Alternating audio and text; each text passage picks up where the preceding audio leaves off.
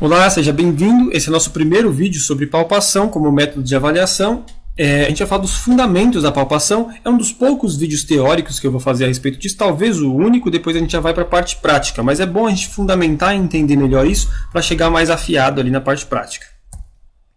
Então, a primeira definição, não tem muita coisa para romantizar, é uma examinação com as mãos. Alguns autores até tentam colocar uma terminologia técnica, uma coisa assim, mas não vamos complicar o simples. Basicamente, é uma examinação clínica feita com as mãos. E existem muitas modalidades de palpação, então existem diferentes técnicas palpatórias e que avaliam diversos sistemas e diversas informações. Para vocês terem uma ideia, a gente tem palpações estruturais ou anatômicas, encontrar acidentes anatômicos ou estruturas em si. Nós temos palpação de temperatura para febre, para inflamação, esse tipo de coisa. Textura, principalmente relacionada com textura da pele. Firmeza, resistência, a gente vê a densidade, né? Como que está aquela resistência, aquela dureza daquela estrutura, daquele músculo, ou até de fatores anatômicos, ou alterações anormais, anormalidades como tumores e coisas do tipo. E reações e comparações. Se a gente aperta, isso dói, isso alivia, isso faz algum reflexo, o músculo tensiona, ele relaxa, a pessoa faz careta. Esse tipo de comparação também é feito por palpação. Ao longo da história, a gente tem incontáveis exemplos. Aqui nós temos a saga do Gilgamesh, que é praticamente a história mais antiga registrada, pelo menos até onde eu sei, é a história mais antiga. E já nessa saga suméria de Gilgamesh, você tem um exemplo de palpação. Eu toquei o coração dele e não estava mais batendo. É uma cena onde Gilgamesh está lamentando a morte de Enkidu, que é um amigo dele, foi um rival, mas enfim, era um amigo, ele está chorando e lamentando essa morte.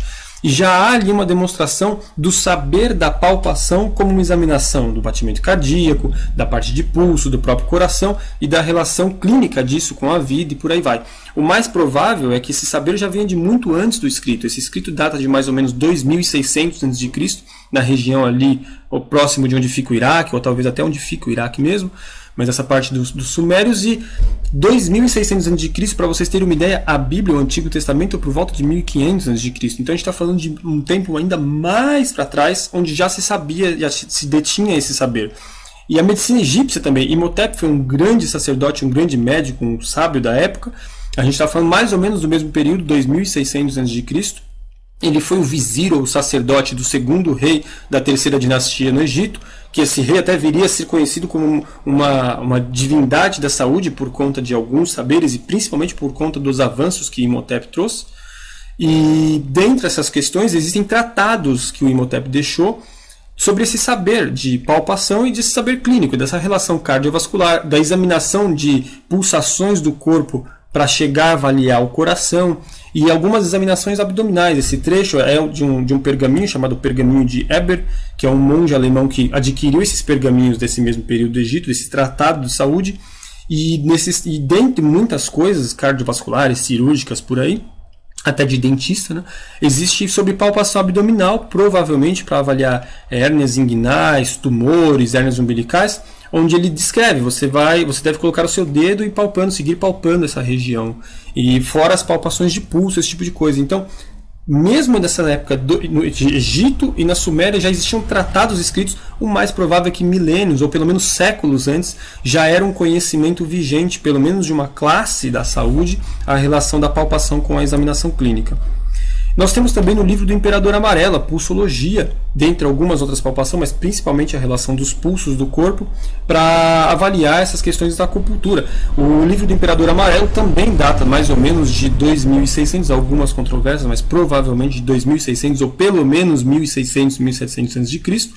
E são três regiões muito distantes e culturas diferentes e que já utilizavam cada cultura dentro do seu contexto a palpação como uma ferramenta de avaliação. Então é algo já da história da humanidade. A quiropraxia já começa com essa palpação. Algumas versões até falam que os primeiros raciocínios envolveram a observação, né, dessa protuberância nas costas, vamos dizer assim, do Harvey Lillard, mas a palpação foi envolvida logo em seguida ou diretamente nessa protuberância. Então Didi Palmer palpou. E existem diferentes modalidades, já desde o comecinho da quiropraxia. Palpava-se os espinhosos, os transversos, tanto para identificar a estrutura, quanto para verificar a normalidade ou anormalidade dessa estrutura, do movimento e por aí vai. Então, nós como quiropraxistas, nós temos as áreas das mãos e diferentes técnicas para utilizar isso, né? Dependendo do tipo de avaliação, a gente usa técnicas e modalidades diferentes. Então, por exemplo, nós usamos a ponta do dedo, no limite aqui distal da falange, nós usamos algumas técnicas a polpa do dedo, esse gordinho aqui do dedo. Em algumas outras técnicas nós utilizamos os polegares, tanto ponta quanto polpa. Nós utilizamos os tenares em algumas situações, não é tão comum, o mais comum é que nós utilizemos o calcanhar das mãos entre o tenar e o hipotenar, e algumas vezes a palma da mão como um todo, né, dependendo do tipo de palpação, quando ela é mais ampla, quando é mais refinada usamos mais as pontas dos dedos, ou se é mais profunda, mas mais superficial e mais ampla, para ver jogo articular e coisas assim de regiões grandes, a gente usa a palma inteira. Ou até o dorso da mão para ver temperatura, né? Áreas inflamadas, ou febre, esse tipo de coisa. É interessante ver que essas diferentes áreas das mãos abrem leques para diferentes técnicas e para diferentes investigações. Então, mesmo em algumas técnicas, por exemplo, no SOT, quando você vai verificar a fibra occipital, nós usamos as pontas dos dedos. Quando vai verificar a fibra trapézio, normalmente utiliza-se o polegar. Quando a gente faz palpação dinâmica de sacroiliaca, utilizamos mais a mão aberta, então varia bastante de acordo com esse tipo de coisa. Pontos de dor, quase sempre a gente utiliza polegar também, né? Mesmo no Thompson, Gonstead, esse tipo de coisa. Algumas palpações utilizam até a pinça entre polegar e indicador. Então a mão ela é uma grande ferramenta para a gente avaliar diferentes fenômenos. Por classificação, a gente pode colocar como classificação de palpação estática e palpação dinâmica, sendo essa estática onde a gente está investigando aquela estrutura anatômica, por exemplo, se tanto normais quanto anormais, né? Tumores e calombos e nódulos e coisas do tipo, até estruturas mesmo, esse daqui é o rádio, esse daqui é a cabeça do rádio, esse tipo de coisa, músculos, esse tipo de coisa. Avaliação para dor e alterações de sensibilidade, a gente pode fazer o toque para ver se a pessoa está sentindo ou não, se tem uma parestesia ou se tem uma hipoestesia. A gente pode fazer pressões para ver dor, esse tipo de teste. Inspeção de temperatura e textura é um pouco menos comum na prática do quiro, mas não é absolutamente incomum fazer isso com as mãos, né? Já cheguei a atender, por exemplo, pacientes com uma artrite de joelho, que o joelho estava muito mais quente do que outras regiões, não precisava nem usar o dorso da mão, usava a mesma palma, era notável. A gente faz inspeção de tônus e tensão de características musculares. Se aquele músculo está rígido, compara dos dois lados, compara em relação a ele mesmo, está normal, não está normal, o que é normal para aquela pessoa, o que não é normal e por aí vai. Outros tecidos, o Nerve Tracing foi uma das primeiras técnicas de palpação ainda mais refinadas desenvolvidas pelo D.D. Palmer, onde você tentava seguir ali o nervo que era pinçado na coluna, né, e seguir o trajeto dele. Isso daí tem várias controvérsias, mas dá para se discutir. Palpações de fáscia vieram um pouco depois, essa dinâmica da fáscia em relação ao músculo. Palpações de órgão, elas são muito comuns desde a parte médica, desde milênios atrás, mas hoje a classe médica ainda utiliza razoavelmente as palpações de órgãos, a osteopatia e medicinas orientais e coisas do tipo. E na palpação dinâmica nós vemos o jogo articular, a qualidade desse movimento. Deixa eu passar o ônibus. Amplitudes maiores de movimento, amplitude de movimento geral, movimento ativo, movimento passivo. A gente usa bastante das técnicas de palpação para ver essas questões do movimento. A gente vai falar um pouquinho mais sobre isso daqui a pouquinho. A gente pode separar a palpação como objetiva e subjetiva. Não é uma classificação que eu goste, mas você vai encontrar em alguns autores. Palpação objetiva seria tudo aquilo que o examinador consegue encontrar, tanto em relação à estrutura anatômica, os achados que o examinador, né? Se eu mexo dessa forma, o que acontece, esse movimento como ele é, se tem temperatura alterada ou não tem, tudo mais. E na subjetiva seriam os achados em relação às percepções do examinado.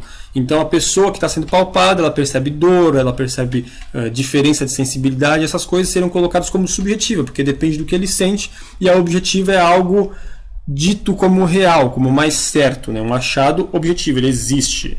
Existem controvérsias sobre isso, mas é uma classificação que, apesar de eu não gostar, é importante passar. Palpação é uma habilidade, isso é uma parte que é importante da gente falar. Então, como toda habilidade, ela envolve treino, ela envolve neuroplasticidade. Você precisa se dedicar um tempo. É muito comum nas primeiras aulas de palpação a pessoa relatar que não está sentindo nada, fala, nossa, mas eu estou tocando aqui, eu não sei, para mim está tudo igual, eu não sei o que é, eu não levo jeito para isso e tudo mais.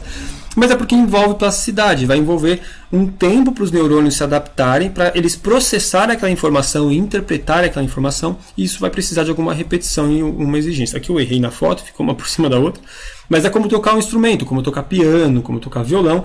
De início o seu dedo não obedece, ou você bate na tecla, você não sente a diferença de uma tensão de um movimento mais leve para outro, mas com o treino você vai desenvolvendo essa habilidade, o que não é muito diferente de uma arte marcial.